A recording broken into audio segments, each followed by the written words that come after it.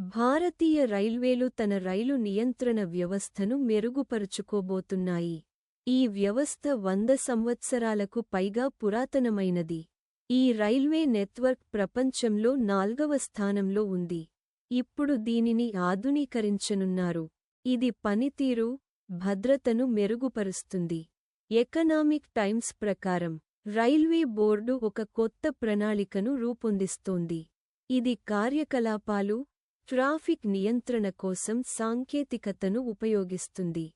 ఇది ప్రమాదాలను తగ్గిస్తుంది, రైళ్ల వేగం పెరుగుతుంది, పని వేగవంతం అవుతుంది.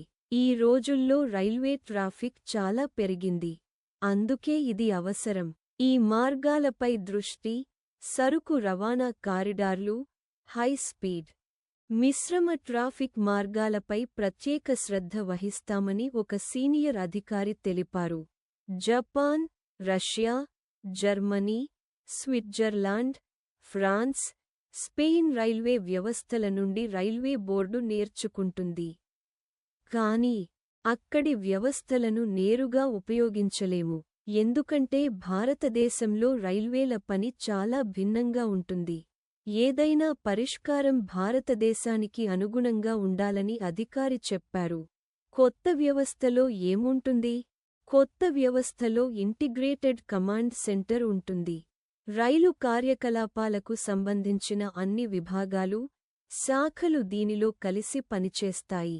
మెరుగైన సాంకేతికతతో రైలు కదలిక, రూట్ ప్లానింగ్, అత్యవసర నిర్వహణ మెరుగైన రీతిలో చేస్తారు.